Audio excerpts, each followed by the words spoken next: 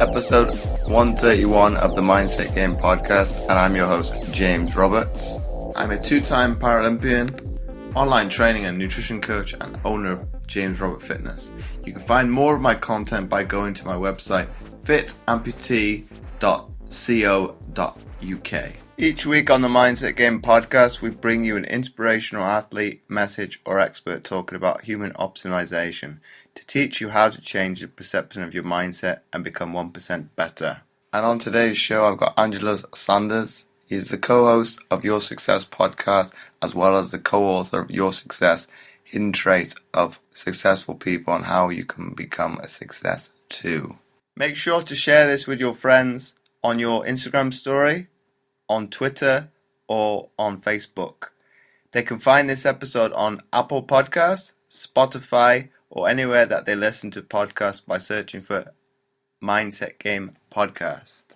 In the episode, we talked about how was the Your Success podcast created, and secondly, how was the book Your Success, Hidden Traits of Successful People and How You Can Become a Success Too thought about. What are the top 3 traits on being successful? Maslow's hierarchy of needs, Angelos' opinion on how people can improve themselves by 1%, and how people can change their perception of mindset, looking inward and are you truly happy with what you are doing, and look at the 5 people you spend the most time with and why these individuals could be bringing you down. And finally, dealing with failure, looking at it more positively, having a solution, not a problem. Take a screenshot and tag at Angelos Sanders and at James O. Roberts 11. Without further ado, let's get into today's show. So welcome onto the show, Angelos. Hello. Thanks for having me, James. So before we delve into today's topic, Angelos, can you talk to my listeners about, obviously, firstly, how your podcast, Your Success podcast, was created, and then secondly, how did you come up with the idea of releasing the book thereafter? What? This book, you mean? So, hello everyone. My name is Angelos Sanders, and I started the podcast with my co-host hierachy last year. And if I can take you back, I created this professional investment group, or PIG for short, about 5 years ago. And the reason I wanted to do that is because investing in property or investing in anything can be quite a lonely journey. And so I started with 7 people in my living room, talking about property investing, making money, creating wealth, mindset, personal development, very important stuff. And fast forward to 5 years later, and we had 1,000 people across the southwest of England, so in Plymouth and in Truro, talking about mindset, talking about property, talking about just generally improving yourself. And I've always enjoyed creating networks, and I see the power of having a great network. I see that you can measure a man by the size of his net worth, and his net worth by looking at the size of his network, and it's very, very true. And during that process of creating the PIG network, a chap called hierachy, or Mo Hakir, a man with incredible hair, he contacted me whilst I was on honeymoon, and I was playing with the idea of creating a podcast because I think it's a great medium to get people to listen to new ideas whilst you're on the go in the car, etc., etc. And it was going to be called the Pig Pods. And Mo contacted me and said, would you be interested in creating a podcast? Because I'd like to work together with you. And I said, well, funnily enough, Mo, I'm thinking about the same idea at the same time. Why not meet up after my honeymoon and we can talk about it? And we did, and we listed the key purpose of the podcast, and that's to talk about success. Not just financial success, but personal success. And right across the field. And we started it in October 2017. And fast forward to November 2018, and we've got thousands and thousands of listeners every month from around the world. So the top 3 areas of the world that listen to us are in Plymouth, in London, and California, of all places. We even have listeners in Peru and South Korea, of which I'm really quite proud of. And we've interviewed some outstanding people, including yourself, James. I think your podcast is coming out in the next week or so. But we've also interviewed people who are world record holders, We have interviewed people who are Hollywood actors, local business people, personal development experts, a tobacco scientist who took on the tobacco industry in America and was sued for hundreds of billions of dollars and won. And had a film made about him with Russell Crowe and Al Pacino. Outstanding guy.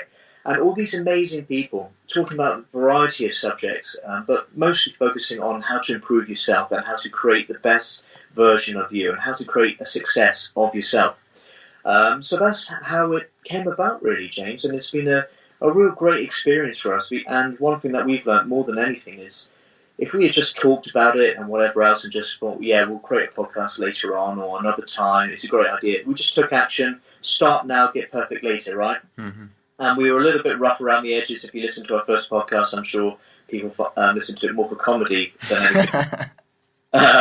But yeah, we've had a really great time, and we've met some outstanding people. I mean, 2019, we've got some mega people that we've got lined up that we want to interview, such as Warren Buffett, Oprah Winfrey, Richard Branson, all these great people. We're really, really excited to interview, and we hope that we can achieve that. One thing that came out of it early this year, so February time, Mo and I were saying, well, we're collecting all this great wisdom from all these people. And we always ask them, what does success mean to you? And every person's definition of success is unique, because no two people in the world want exactly the same thing. It's literally an infinite range of definitions. And we decided we were going to use our own journeys, our own wisdom, and merge that into our interviewees and all of the wisdom. And we created a book called Your Success. And the book is talking about the hidden traits of successful people and how you can become a success as well. So we've identified 10 key common traits that successful people have from the interviews that we've done and also the research we've done, and also looking at our own selves as well. And we've put it together into a book, and we've included a toolkit. So it's a success toolkit. So it complements every single chapter, all of the 10 key traits, because it's all very well knowing the theory. There's a lot of books out there that talk about the theory of success, but the most important part is taking action, and we try and encourage you to do that. So you can buy the book on Amazon. We reached #1 bestseller when we launched it, which we're really, really proud of, and we've sold copies around the world. And we've had some great feedback from people where they've written into us and said, you've helped inspire me. I've now left the job that I wasn't happy with, and I've gone to create my own business. Or just general, support messages. So we're really, really pleased that we've written the book. And out of interest, Angelos, what is there kind of a trend in terms of what people coin their top 3 successes, or does it vary between individual or what profession they come from?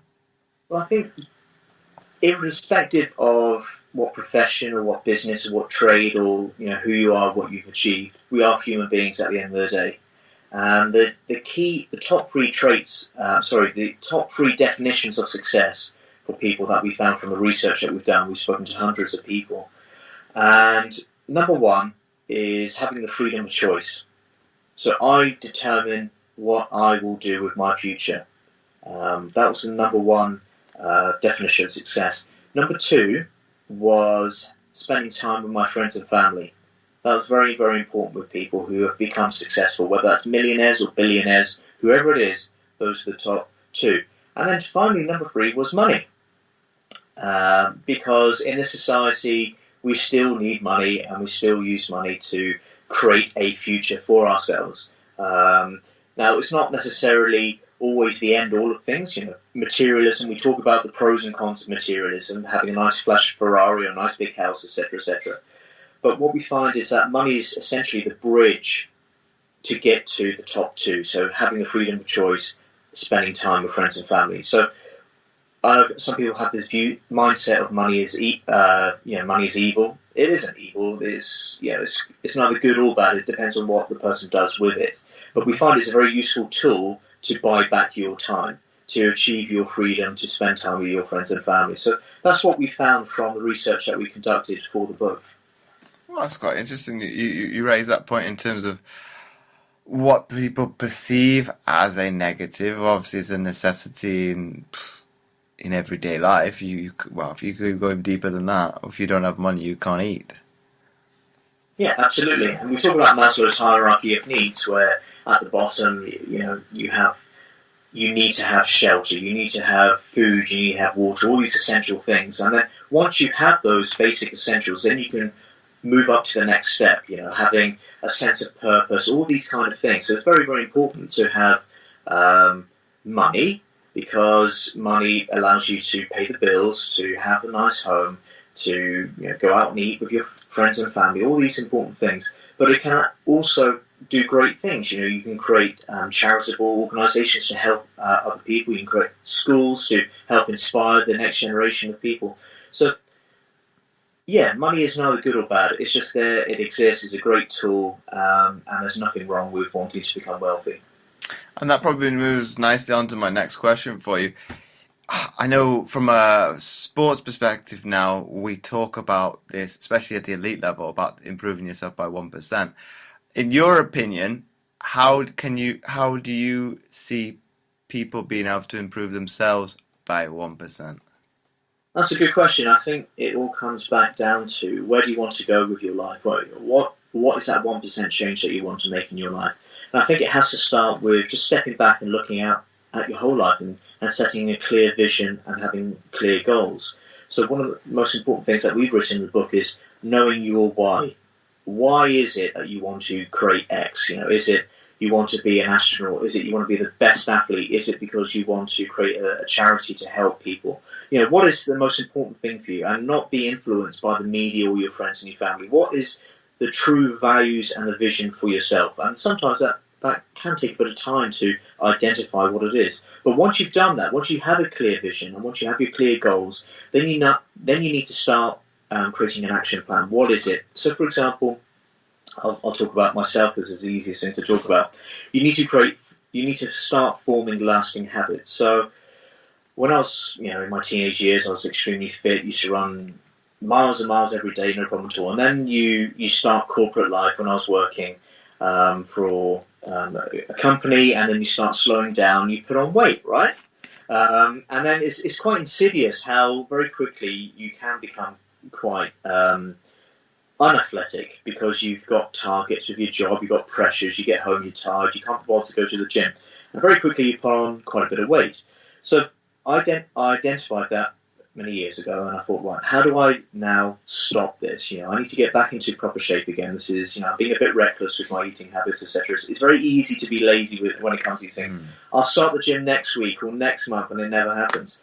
So I set a clear goal and vision, and that was to shed a couple of stone, whatever it was, to get back my six-pack, all these kind of, things, very, very important. And so I went for a run. Simple as that. I made the conscious choice of going for a run around the block. So it's a couple of mile run, and I hadn't done it in about 3-4 years. And I'll tell you what, James, those last 100 metres, I was sweating like a son of a bitch, and it was hard. And then the next day I went for another run, and it was hard again. And then I gave myself a day off, and then after a period, a couple of weeks, so it got easier and easier, and the weight started dropping, and I felt more comfortable. So I extended the run by another half a mile, then mile, and then after a while, when I didn't run, I felt really bad, because I created this habit which I enjoyed, and that was getting fit, and I really enjoyed it. And then it had other positive knock-on effects in my life. So I had more energy. I wanted to spend more time creating my own business. I was happier as a person. I felt more confident, and all these little things, it compounds. We all know what the compound effect is. Small little changes slowly accumulate, and they become this great change within me. So after 2-3 months, I'd hit my weight goals. I was feeling a lot better, and it became a habit. And now fast forward to 3-4 years, 3-4 times a week, I still go out regularly running. I do all the usual fitness things. So it's become ingrained within my soul. But the most important thing was taking that first step and identifying what it is that I wanted, and then actually going out and doing it. And out of interest now, and I do talk about the why factor as well. Why is there that correlation between people and it's probably a very difficult question to answer now, when they actually find their why, are more successful in achieving their results, as opposed to somebody that's gonna listen to, be it the media, their entourage? Okay, well, yeah, that's a really good question, Jason. And it comes down to your own core values and what it is that is really important to you. So, what do I mean by that? Let's say you've got pressures from your friends in school, or you hear that the media, you've got to be slim, you've got to smoke because your friends are smoking in school. You've got to do what the cool kids are doing, and people can easily be led down the wrong path, which isn't congruent with their own vision and their own values in life. Um, and so that's why it's very important to identify what your why is and really go to town on it. Ignore what your friends and family expect from you. I mean, there's a lot of pressure that comes from parents. I want my son to be a doctor. We've all heard, I want him to be a solicitor, all that stuff. But your son loves going up painting or dancing, or your daughter wants to be a ballet dancer. Encourage those things because it's true to what their vision and what their values are. If you start adopting, let's say your parent says to you, I want you to be a solicitor, and you start adopting what they do, and you start university, and you do a law degree. After the first year, it's like, oh Christ, this is hard work. This is a struggle for me. I'm not enjoying this. And I think if you do the stuff that's really great for you, if it's congruent with your why and your vision and your values, it won't feel like hard work because you'll enjoy the whole process. So that's very, very important, having enjoyment with the process as well. I think that's what you. I echo that sentiment. It's probably, if we use my example, I was probably my most happiest. We'll say a good proportion of the time, because training is not fun all the time. But was my lifetime between, gosh, what would I have been, between the ages of say 16, 17 until I was 27 at the elite level of sport. Okay, there's got the stresses that come with that, but I enjoyed, not all the time, and be it whatever. More specifically, it was probably the time I was in rowing. It would have been between 2006 till 2009. You give me any facet of training, I would enjoy it. Probably it helped that it's an outdoor sport, so it's very seasonal. So you've got that joy of, well, you may train in the same location, but it's not the same all year round. Whereas if we harken back to when I was swimming, and I've talked about this countless times on other shows, it's very repetitive and quite dull as a training sport because, okay, the venue may change, the exterior of a building is different, but the swimming pool is always going to be the same, be it 25 metres or 50-metre pool. So I think that one makes it very tedious and very repetitive in its nature, whereas the other two sports, rowing probably more specifically, I enjoyed. So I think it does harken back to that, and people, maybe more specifically on the sporting sense, not going away from why they got into sport. That's probably the easiest one to be able to collate between the two. Is you obviously got into the sport that you do because you loved it, or you enjoy it very much. So it's not losing that connection with the initial sentiment, emotion you had towards it, because once that's gone, it becomes tedious, like I was saying with swimming. And once that gets a factor, you're going to have to, you should retire because you're just doing it for the sake of it. Well, that's it. Yeah, James, you're doing something that you love, something that you enjoy doing. If someone had said to you, or you had pressures from X, Y, and Z, maybe a career advisor or whatever, James, you're really good with numbers as well. I think you should become an accountant. And you thought, well, it is a safe occupation. People always need accountancy. And it is a good paid occupation. I think I'll go for what's comfortable and what's safe. So I'm going to study accountancy, and you become an accountant. And after 5, 10 years, you're like, Jesus Christ, man, what am I doing in my life? I'm so unhappy. But it's comfortable, it's safe. I've got a mortgage now, I've got children, so I've got obligations. So I can't pursue my dream easily of becoming an athlete like you were. And that's why it's important not necessarily to always settle in your life. And sometimes it's important to just get outside your comfort zone. If you've got a dream or a passion in your life, just go for it, because you owe the world and you owe yourself to do the best that you can. And if you have a gift, you have to share it with the world. We're all born with gifts, and you've done extremely well, James, overcoming odds physically and you just smashed out the park, and you've done incredible stuff with yourself. So, yeah, using yourself as role models would be an awesome way to start, changing your mindset, shall we say, looking at different ways to improve your life. So that probably feeds in nicely into my next question for you. How, in your opinion, can people change their perception of mindset now? Okay, so I think to start changing your mindset, really, we just touched on it now, but the first thing I would do, I was doing it when I was a lot younger and I didn't even realise it, is role model the best people. So for me, Alexander the Great, that guy achieved outstanding things by the age of 32. Warren Buffett, as I've grown older and appreciated investing and things like that. All these people do things day in, day out, which we can all learn from, and we can be inspired by the obstacles they've overcome and the challenges they faced and the leadership that they've inspired in others, and all these things you can learn from. I also think it's very important to look inward. We touched upon it earlier. Challenge yourself. Is what you're doing right now really in tune with what you want in life? Are you really happy doing what you're doing? We talk about being an accountant, but is an accountant really what you want to be doing with your life, or do you want to go out there and create that, that art business that you've always wanted to do, but you thought, it's a bit too scary, I'm outside of my comfort zone. So just look inwards, challenge yourself. It's very important that we're challenged. Look at the 5 people that you spend the most time with.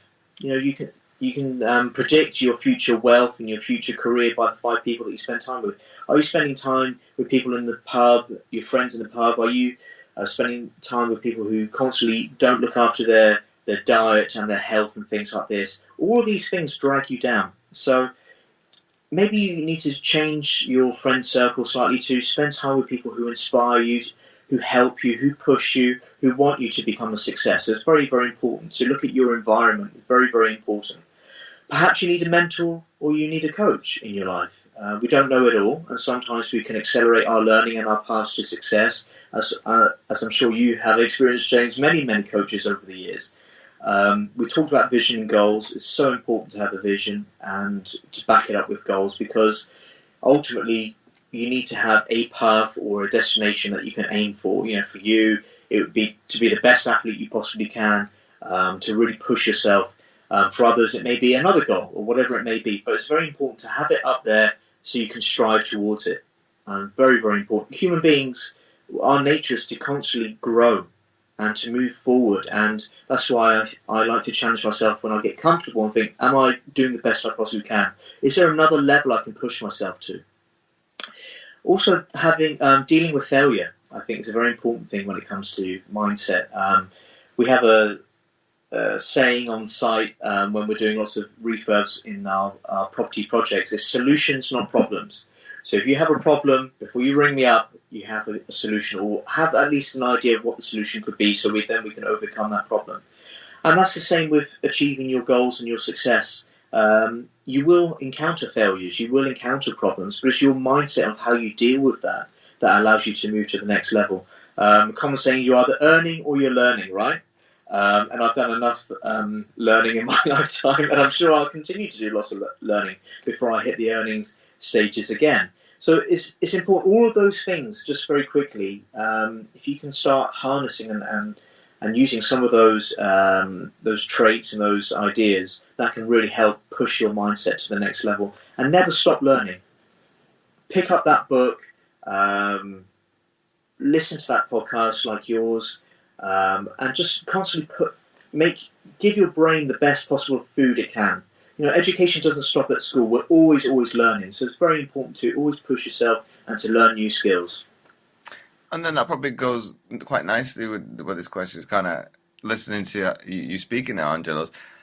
Do you think it comes down to the fact that it's looking at your mindset from this specific way in terms of looking for a solution as opposed to something that's restricting you, and looking at it more so, be it from a growth mindset as opposed to a fixed mindset?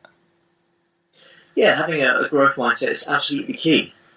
If you want to achieve success in your life, you have to want to push yourself. You have to want to know the next great best thing. I mean, for example, with property, I talk about property because I deal with property all the time, buying and selling.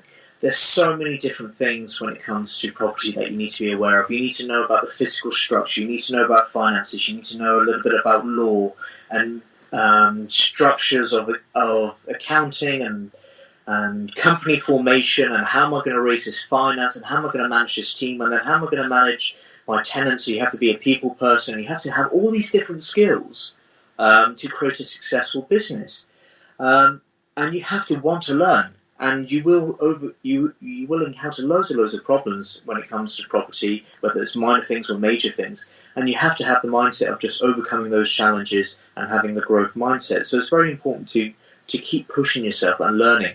I'll give you another example. So earlier this year, I buy blocks of flats. They're really run down, smelly, and I refurb them and I put nice people in there and I give them a great home.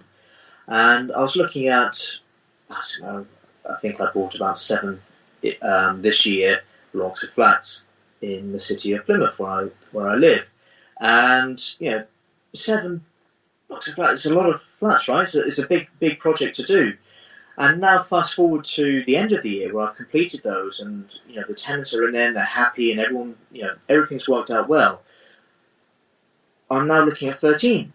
And if you had said to me at the beginning of the year 13, it's like, bloody hell, Angelos, that's one mega challenge, but it's one step at a time. And I think that's very important with your mindset, to always want to push yourself and constantly want to grow, as opposed to just saying, right, that's it now, I've done one property, no more for me. I've hit my peak, I've hit my limit. Always push yourself. Like any athlete, you always want to be faster, you always want to be better, right?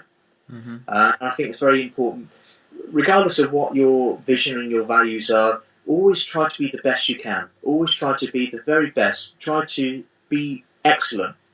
Always be striving to be the best. And I think that's so important in no matter what you do in your life, whether it's in a job, being the best in your department, as a parent, trying to inspire your children to be the best they can, or whether it's in business, to be the best in your business and to help serve and inspire other people. But what do you do if you are, this is probably generalizing a little bit, weaker in a certain area? Does it come down to you've got to be willing to invest the time to become better at it, or do you just resign the fact that there's going to be a certain trait that you may be weaker than, say, the rest of them? Okay, so for example, you may not be very good with figures. You're an amazing athlete, but you're not very good with figures, right? So either you can train yourself up and you can go on courses and you can learn accountancy and you can learn all these different things, and it will take time and you will have to invest in yourself, which is probably the best investment you can ever make. Or if you don't have the time or the inclination, or perhaps it's just, I really can't be bothered with numbers, perhaps you're dyslexic. I mean, there's a genuine reason why you can't do figures. Then find people that can help support you in those roles that you're not very good at. For example, in a business, the MD, the top guy, the CEO, he isn't necessarily an expert in everything, but he has a team of directors around him that will support him, that will enhance his decision-making because they're experts in their particular field and he draws upon their experience. So you don't always necessarily need to be the best in every field out there. But if you can employ people, or you can work with or partner with people who are experts in those fields, that's where you start building an amazing team. And that's when you start driving forward a lot quicker than if you just did everything yourself. And my final question for you, Angelos, before we wrap up the episode, if you had to summarize what we've been speaking about into one sentence for people to take, let me word that again. If you had to summarize what we've been speaking about today into one sentence for people to take away, what would that be?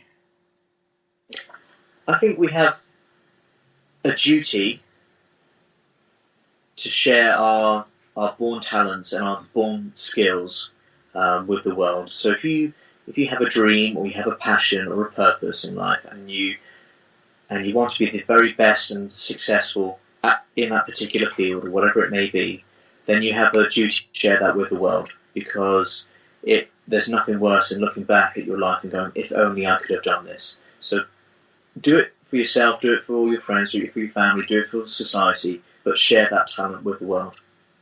So once again, Angelos, thanks again for coming on the Mindset Game podcast. Thank you, James. It's been a pleasure. Thank you. Well, the pleasure's been all mine.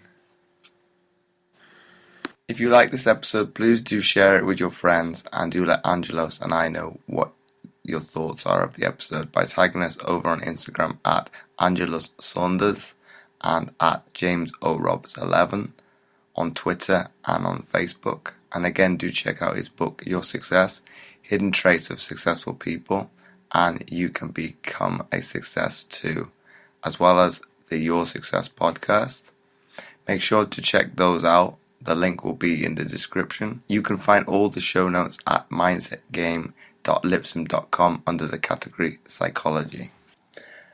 Once again, thanks for listening, and I'll catch you next time for another episode of the Mindset Game podcast.